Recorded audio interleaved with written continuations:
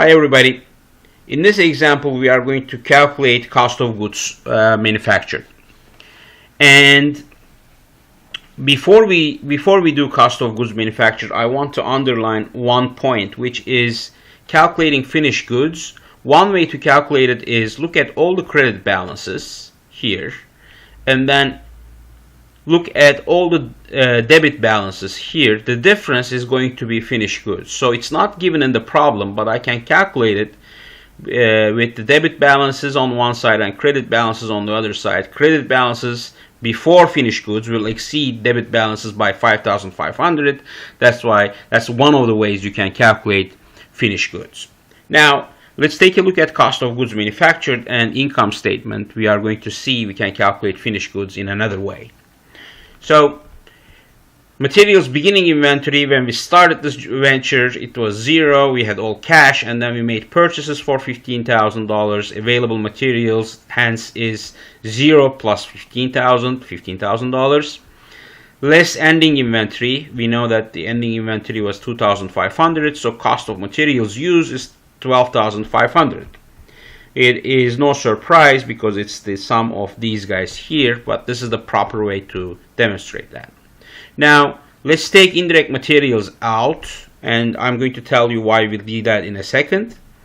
Direct materials used is 9,000, and direct labor is 3,000, and factory overhead is 7,000. I will calculate 7,000 in a second, but this is what we need to know.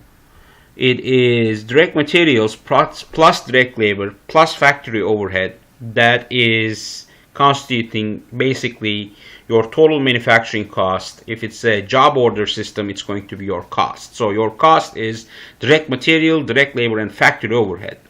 What is factory overhead? Which is pretty much indirect material. Now I'm adding this back. This one I subtracted. Indirect labor was $1,000. Just like indicated here. Utilities is 500, depreciation is 2,000. If I add these up, I'm going to see that my factory overhead is $7,000. So the 7,000 is nothing but the addition of these indirect material, indirect labor, utilities, and depreciation. Now my total manufacturing cost is direct material plus direct labor plus factory overhead, so it's $19,000. Plus work in process inventory beginning. I didn't have any inventory at the beginning. All I had at the beginning was this cash here, so it's 0. Less the ending work in process inventory, 1,500. Cost of goods manufactured turns out to be $17,500. Now with that said, let's take a look at the income statement. My sales is $30,000. Cost of goods sold is $12,000. But let's see how we calculate that. The beginning inventory was 0 plus cost of goods manufactured. It's something that we are adding to finished goods inventory is 17,500.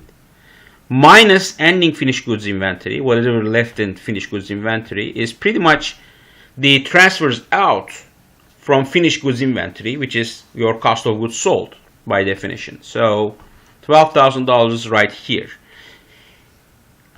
And what I want to point out is you can calculate the 5,500, the ending finished goods inventory, in this manner as well. First, you need to calculate cost of goods manufactured.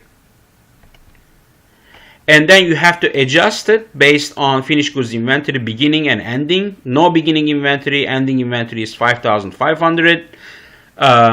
Gives you $12,000 cost of goods sold. You can calculate finished goods inventory ending in the same way. Now my gross profit is nothing but 30,000 minus 12,000. It gives me $18,000. Less SG&A is giving me what the book calls net income. I call it operating income because we haven't paid the taxes yet. It is $15,500. And then lastly, the balance sheet really quick is going to be whatever I have is cash balances, accounts receivable, materials, work in process inventory, finished goods, and then for factory It's going to stay at the books, but I'm going to accumulate the depreciation. Total assets turns out to be $330,500. On the liabilities side, I have accounts payable only $15,000.